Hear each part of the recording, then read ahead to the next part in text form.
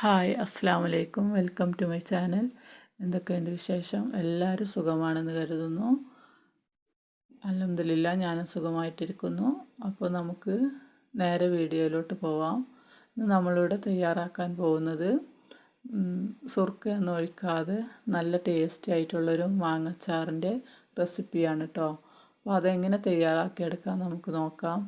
അതിന് വേണ്ടിയിട്ട് ഞാനിവിടെ 2 മാങ്ങയാണ് എടുത്തിട്ടുള്ളത്.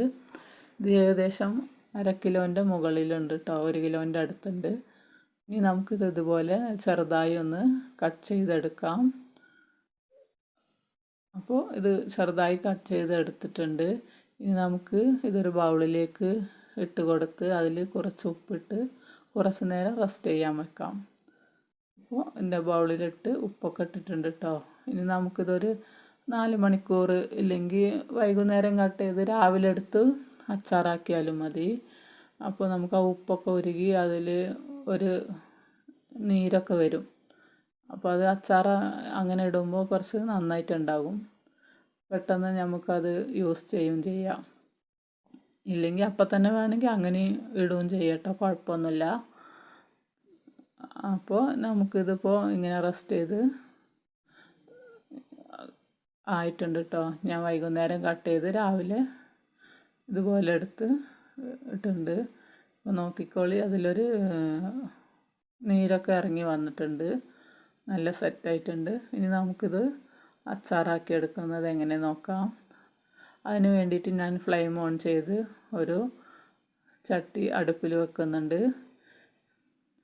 ചട്ടി ചൂടാവുമ്പോൾ അതിലേക്ക് കുറച്ച് എണ്ണ ഒഴിച്ച് കൊടുക്കാം. നല്ല എണ്ണയാണ് ഞാൻ ഇപ്പോൾ ഒഴിക്കുന്നത്.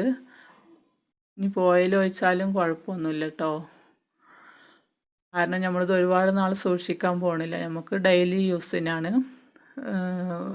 അതുകൊണ്ട് നല്ല എണ്ണ തന്നെ വേണമെന്നൊന്നുമില്ല, ഏത് എണ്ണ വേണമെങ്കിലും ഒഴിക്കാം. പിന്നെ നമുക്കിനി ഇതിലേക്ക് വേണ്ടത് 3 ടീസ്പൂണ് മുളക് പൊടി, പിന്നെ 1/2 ടീസ്പൂൺ കായപ്പൊടി, 1/2 ടീസ്പൂൺ മഞ്ഞൾപ്പൊടി, 1 ടീസ്പൂൺ ഉലുവയും കടുകും രണ്ടും കൂടെയാണ് ഇട്ടത്. പിന്നെ ഒരു 3-4 തണ്ട് കറിവേപ്പില. പിന്നെ കളറ് വേണമെങ്കിൽ കാശ്മീരി മുളക് പൊടി ചില്ലി അതിട്ട് കൊടുക്കാം കേട്ടോ. ഞാനിപ്പോൾ അതൊന്നും ഇട്ടിട്ടില്ല. ഇനി നമുക്ക് എണ്ണ ചൂടായിട്ടുണ്ട്, അതിലേക്ക് കടുകും ഉലുവയും ഇട്ട് കൊടുക്കാം. അപ്പോൾ ഈ കടുകൊക്കെ ഒന്ന് പൊട്ടി വരുമ്പോൾ അതിലേക്ക് കറിവേപ്പില ഇട്ട് കൊടുക്കാം. അപ്പോൾ ഇതൊക്കെ പൊട്ടിയിട്ടുണ്ട്, നമുക്കതിലേക്ക് കറിവേപ്പില ഇട്ട് കൊടുക്കാം. ഇനി ഫ്ലെയിം കുറച്ച് കമ്മിയാക്കിയിട്ട് ഓഫാക്കിയാലും കൂടി കുഴപ്പമില്ല, അല്ലെങ്കിൽ പെട്ടെന്ന് അത് കരിഞ്ഞു പോകും പൊടികളൊക്കെ. ഇന്ന് മസാലപ്പൊടികളൊക്കെ ഒന്ന് ഇട്ട് കൊടുക്കാം.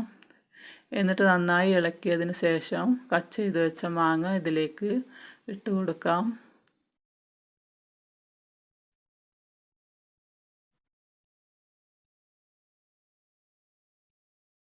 മാങ്ങ ഇട്ടിട്ടുണ്ട്. ഇനി ഇതൊക്കെ എല്ലാം നന്നായി ഒന്ന് മിക്സ് ചെയ്തെടുക്കാം.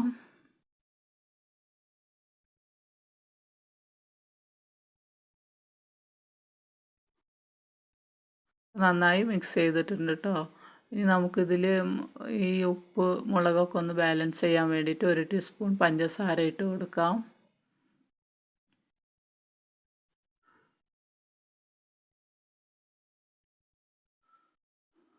എന്നിട്ട് നന്നായി മിക്സ് ചെയ്യാം. മിക്സ് ചെയ്തിട്ട് പിന്നെ വേണമെങ്കിൽ നമുക്കിത് മാങ്ങയൊക്കെ ഒന്ന് സോഫ്റ്റ് ആവണമെങ്കിൽ, തൊലിയൊക്കെ ഒന്ന് കട്ടി കുറയണമെങ്കിൽ കുറച്ച് നേരം ഇതുപോലെ ഒരു 1/2 കപ്പ് വെള്ളം, തിളപ്പിച്ചാറിയ വെള്ളമാണ് കേട്ടോ ഞാൻ ഒഴിക്കണത്. എന്നിട്ട് ഇതൊന്ന് ഇളക്കി യോജിപ്പിച്ച് ഒന്ന് അടുപ്പിൽ വെച്ച് ചെറുതായി ഒന്ന് തിളപ്പിക്കാം. ഇനിയിപ്പോൾ അല്ലെങ്കിൽ അങ്ങനെ ഓഫ് ചെയ്യുകയും ചെയ്യാം, സോഫ്റ്റ് ആവണ്ടെന്നുണ്ടെങ്കിൽ. ഞാനിതുപോലെ ഒന്ന് ചെറുതായി തിളപ്പിക്കും. ഇനി നിങ്ങൾക്ക് ഗ്രേവി വേണമെന്നുണ്ടെങ്കിൽ 1 ടീസ്പൂൺ ഉലുവയും കടുകും വറുത്ത് പൊടിച്ച് ഇതിൽ മിക്സ് ചെയ്യാം കേട്ടോ. ഞാൻ ഇങ്ങനെ അച്ചാർ പൊടിയൊന്നും ചേർക്കാറില്ല, ഇതുപോലെ തന്നെയാണ് അച്ചാർ ഉണ്ടാക്കൽ. പ്രത്യേകിച്ച് മാങ്ങച്ചാർ പിന്നെ വെളുത്തുള്ളി ഇഞ്ചിയൊന്നും ഞാൻ ഇട്ടിട്ടില്ല. ഇതിങ്ങനെ തന്നെ നല്ല ടേസ്റ്റ് ഉണ്ടാവും. പിന്നെ സുർക്കയൊന്നും കഴിക്കാൻ ഈ അച്ചാർ ഒരുപാട് തിന്നുന്ന കുട്ടികളുണ്ടാവും. അവർക്കൊക്കെ ഇങ്ങനത്തെ അച്ചാറൊക്കെ ഇട്ട് കൊടുത്താൽ നല്ലതാണ്. ഇതിൽ നമ്മളിപ്പോൾ വേണ്ടാത്തതൊന്നും ചേർത്തിട്ടില്ല. സുർക്കയൊന്നും ഒരുപാട് ഒന്നും ഒഴിക്കാത്തതുകൊണ്ട് എത്ര വേണമെങ്കിലും കഴിക്കാം. അപ്പോൾ ഇതാണ്. അപ്പോൾ നമ്മൾ അച്ചാർ ഇവിടെ ഞാൻ ഫ്ലെയിം ഓഫ് ചെയ്തിട്ടോ, ഒന്ന് തിള വന്നിട്ടുണ്ട്. ഇനി ഇതൊന്ന് മൂടി വെച്ചിട്ട് നമുക്ക് തണുത്തതിന് ശേഷം ബോട്ടിലിൽ ആക്കാം. അപ്പോൾ നമ്മൾ അച്ചാർ അത് തണുത്തിട്ടുണ്ട്. ഇനി ബോട്ടിൽ ആക്കിയിട്ട് നമുക്ക് ഇപ്പോൾ ഇന്ന് തന്നെ വേണമെങ്കിലോ അപ്പം തന്നെ വേണമെങ്കിലും യൂസ് ചെയ്യാം.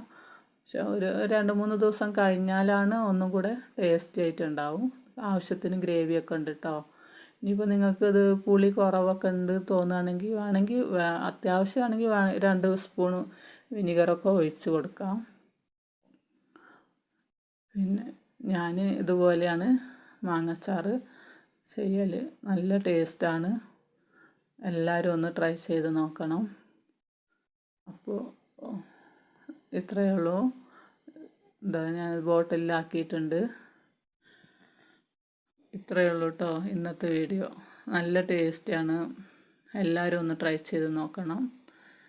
വീഡിയോ ഇഷ്ടമായെങ്കിൽ ഒന്ന് ലൈക്ക് ചെയ്യാനും കമൻറ്റ് ചെയ്യാനും മറക്കരുത്.